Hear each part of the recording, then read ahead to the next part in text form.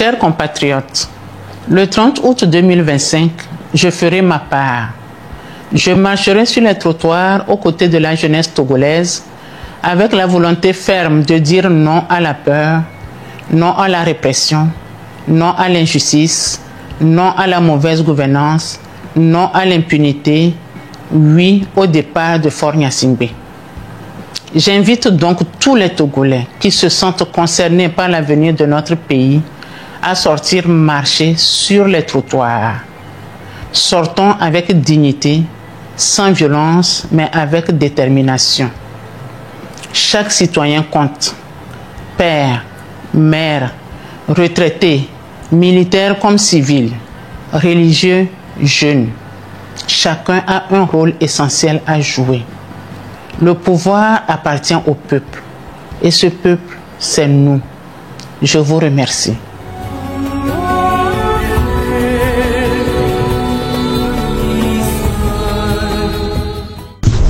Chers frères et sœurs du Togo, mes chers compatriotes, dans quelques jours, c'est-à-dire le 30 août 2025, ce sera la date fatidique attendue par nous tous. C'est le jour où Togolaises et Togolais, au Togo et dans la diaspora, sont conviés à une grande manifestation initiée par le M66.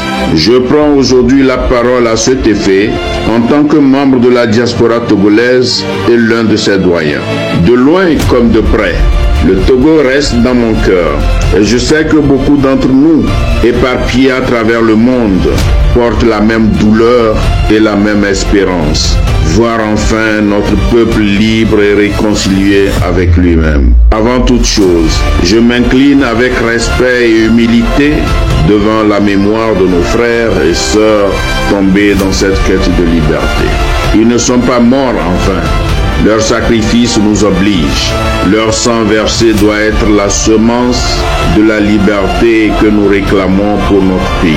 Je ne saurais passer sous silence les autres victimes de tous ordres. En ce moment décisif de notre histoire, je tiens d'abord à rendre un hommage appuyé à celles et ceux qui, avec courage et abnégation, portent haut la voix du peuple. Je salue le travail inlassable et digne d'éloge des blogueurs réunis au sein du mouvement M66. Vous êtes la voix du peuple, la mémoire, le relais et la lumière de nos luttes. Je salue avec respect le travail louable et ô combien noble de Madame Marguerite Nyakade, ainsi que celui de tous les blogueurs, connus ou anonymes, qui s'engagent avec détermination pour éveiller les consciences. À vous, artisans de la vérité, éclaireurs du chemin, le peuple togolais doit reconnaissance et admiration.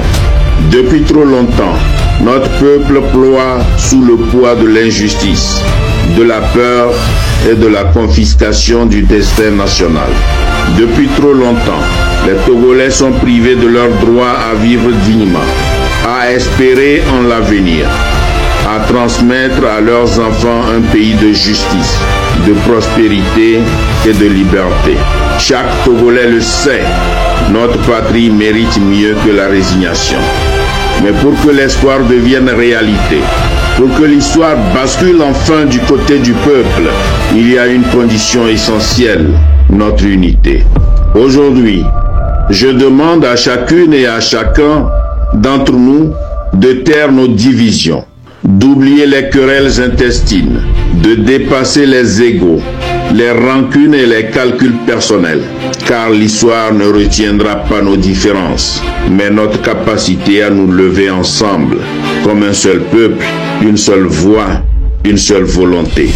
Nous sommes des millions, nous sommes plus forts que la peur, plus forts que l'oppression, plus forts que ceux qui croient que le pouvoir se transmet comme un héritage. Quand un peuple décide de dire assez, aucune armée, aucune manœuvre, aucune répression ne peut l'empêcher d'avancer. À nos frères et sœurs de l'armée, je veux dire ceci. Vous êtes les enfants de ce peuple. Vous êtes nés dans nos villages, dans nos quartiers. Vous ne devez pas être les instruments de l'oppression.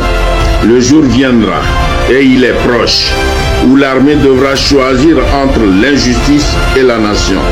Nous vous demandons de vous ranger du côté du peuple, de vos familles, de vos enfants, de l'avenir du Togo.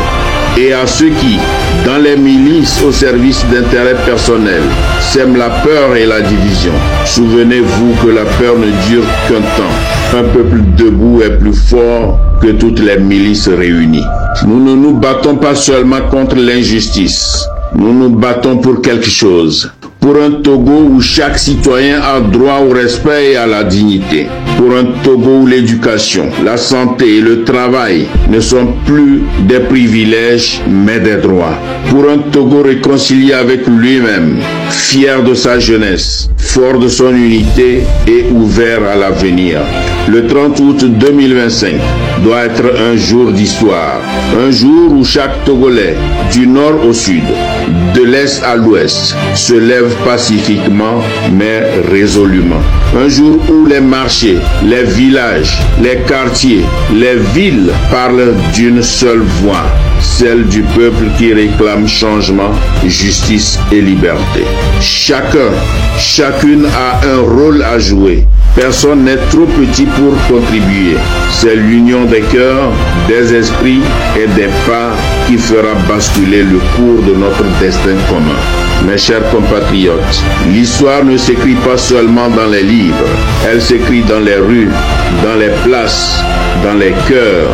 Le 30 août 2025, nous devons écrire ensemble une page nouvelle de cette histoire, puisque ce sont les hommes qui font l'histoire, et l'histoire marque le temps. Mais le temps balaie les mauvais pour en faire d'autres. Le temps est arrivé. Celui qui créera nos hommes de demain, ceux-là qui avec courage rebâtiront la terre de nos aïeux. Je vous appelle à l'unité, à la discipline, à la détermination.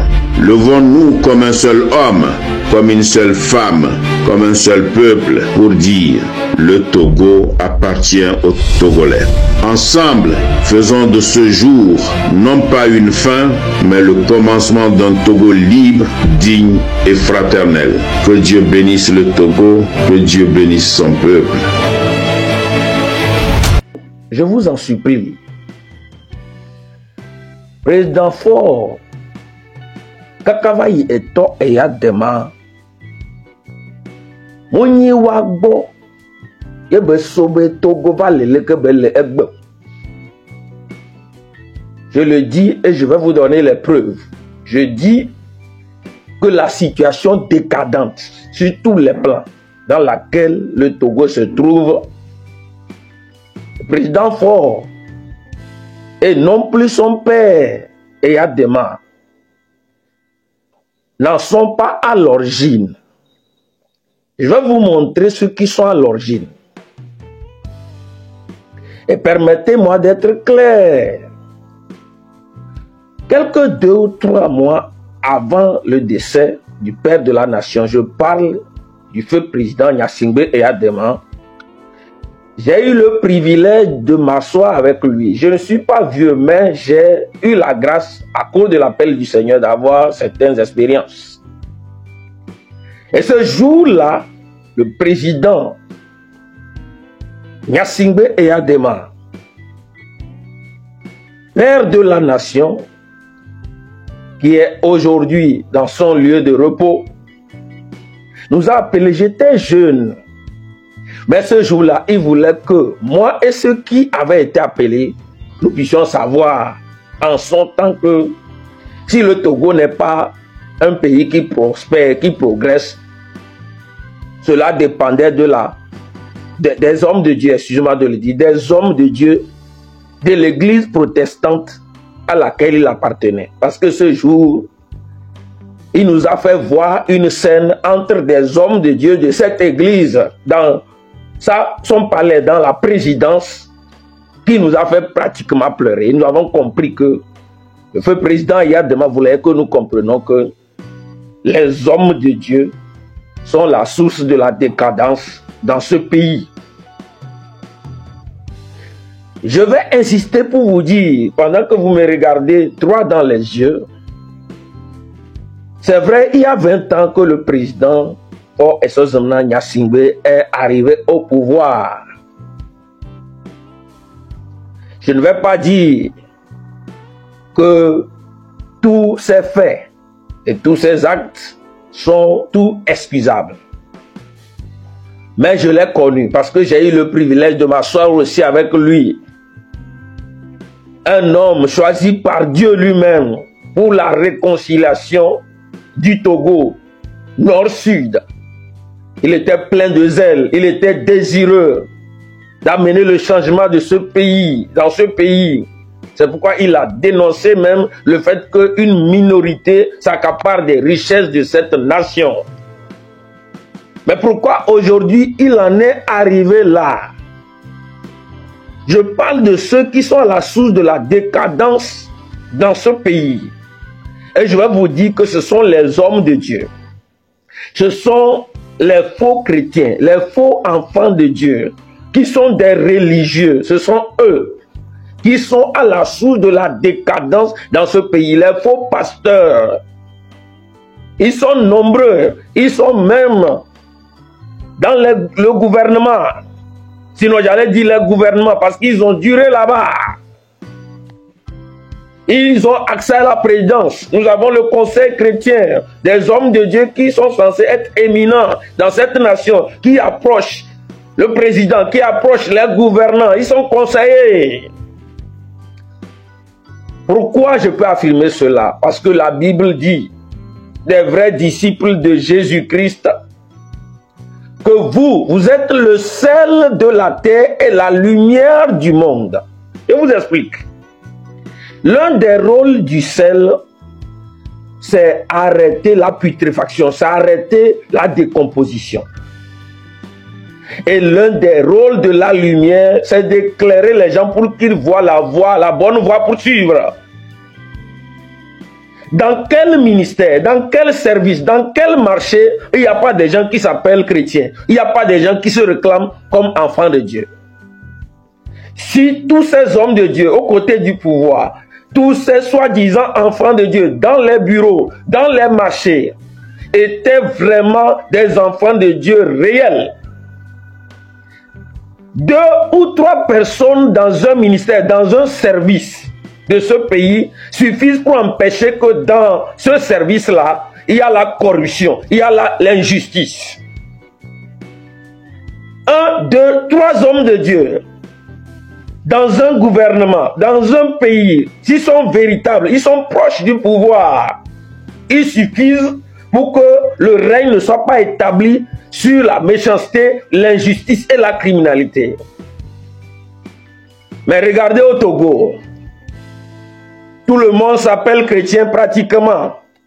On a des pasteurs, comme je l'ai dit, ils ont accès à nos autorités, ils ont accès au président de la République. Moi, compte tenu de l'appel, la ligne d'appel que j'ai reçue du Seigneur, j'ai eu à lui dire que je ne vais pas faire la politique.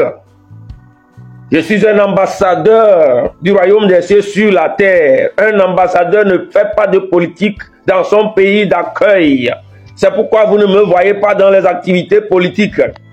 Sinon, j'aurais pu être ministre, comme mes camarades de factory, moi et Kokoroko. Mais d'une manière ou d'une autre, à travers mes prières, à travers mes enseignements, je me bats pour que ce pays-là voit la lumière de Dieu. Je me bats pour que là où je suis, pendant que je suis à Goye, dans la commune d'Agoye 4, depuis le maire, le chef canton, les autorités, ils savent que je suis un homme qui me bat pour que la justice et la vérité soient là. Alors, imaginez, si tout ce beau monde qui se réclame chrétien, s'ils étaient des enfants de Dieu, animés du Saint-Esprit, s'ils sont sel de la terre et lumière du monde, d'où est-ce que la décadence qu'il y a dans ce pays devrait venir? Parce que le Seigneur dit, là où 2 ou 3 sont assemblés en mon nom, je suis au milieu d'eux. S'il y a 2 ou 3 vrais enfants de Dieu dans un ministère, dans un service, dans un marché, qui acceptent de se rassembler pour prier, Jésus dit, il sera là. Le Dieu Tout-Puissant dit qu'il sera là. Alors d'où va venir la destruction que le diable est libre d'asseoir dans ce pays, depuis les dirigeants jusqu'aux populations? chers combattants de la liberté, chers combattants du changement, si vous devez vous attaquer sérieusement à certaines personnes dans ce pays, dans vos combats, attaquez-vous à ces soi-disant pasteurs, prophètes qui sont aux côtés des gens du pouvoir. Les rois étaient toujours éclairés par les prophètes, par les hommes de Dieu. Eux, ils sont aux côtés de ces gens qui dirigent le pays. Qu'est-ce qu'ils ont fait? Tournez toutes vos armes contre les hommes de Dieu de ce pays. Tournez vos armes et vos paroles d'attaque contre ceux qui se réclament chrétiens dans ce pays. Parce que l'origine de la décadence de ce pays que vous êtes tous en train de dénoncer n'est pas la faute d'un seul homme ou d'un gouvernement, mais je vous montre sur le plan spirituel jusqu'au physique d'où cela vient, afin que vous changez vos manières de parler, pour que si nous tous nous devons nous retourner vers ce Dieu véritable et l'adorer dans la vérité, dans la crainte de ce Dieu-là, nous puissions le faire. Merci pour votre écoute. Tout ce que ce vocal a pu toucher, leur donner instruction, je vous déclare béni au nom de mon Seigneur. Amen.